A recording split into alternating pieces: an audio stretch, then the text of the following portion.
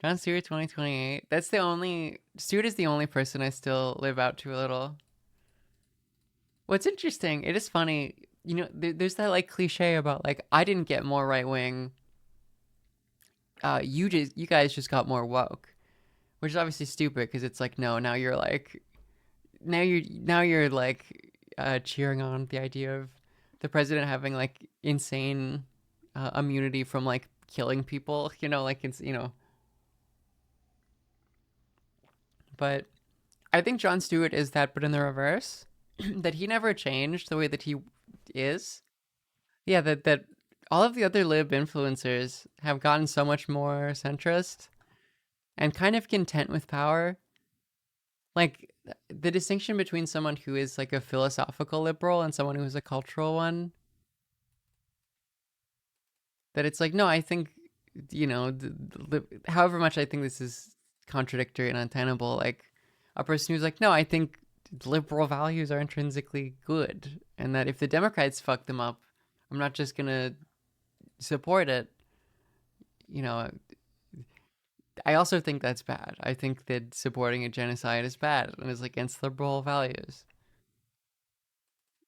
Um, and it's interesting the portion of like what I will describe as lib content, whether that's online or like on TV, that is just like culturally liberal. That it's like, well, we're beholden to the Democratic Party, and we will take their side when there is a when there is tension between American, like let's say, imperial interests and like liberal values, as you think of them philosophically, of like everyone just everyone has human rights that are inalienable that cannot be violated. I said this about it was Ta-Nehisi Coates, as well as someone who is like a philosophical liberal. He's committed to the liberal political project. And anyone who is would obviously not take this weird position of like, hey, look, Israel is just defending. It's a state that is defending itself because states have rights and they have the right to kill a bunch of people who are civilians.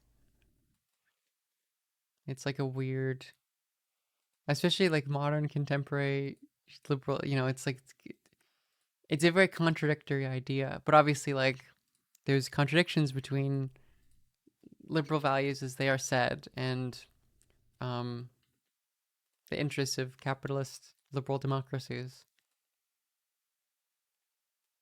and specifically the interests of the people who run them.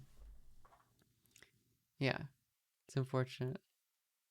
Yeah, it's sort of Hobbes with a brain injury. Like you attacked the sovereign, and you still get that. There's still that trend within the liberal political project, but it doesn't quite make sense in this case, especially in modern contemporary liberalism. Um, yeah, it is. I keep thinking about this. I can't remember who brought this up. About like, could you imagine if Trump won in 2020 and then like Alexa Storm and Israeli invasion of Gaza happened under Trump? Like how different the cultural landscape would be on this? How many libs immediately? Like it's like with the kids in cages. I think it would probably have been worse. Although maybe it would just would have been the same. Honestly, it probably just would have been the same. The hot take, it's very possible it would have been the same. Um, probably a bit worse. So those are kind of the two possibilities I can think of. Because it's like, what is Biden's red line? Like, what has it been? I know long term, Trump is going to give more to Israel, but like, if we think of what has happened in the last year, like, I'm seriously asking, because there might, like, presumably there are things. Um, it's less malarkey. Maybe there isn't. I don't know. But it would be interesting to think of the liberal cultural landscape if it happened under Trump's watch and they didn't have this obligation. Like a lot of the, I guess I would say, cultural liberals didn't have this obligation towards Biden. Like what they would have decided on that, how they would have articulated this sort of thing. He doesn't seem to have a red line. It's kind of what he's.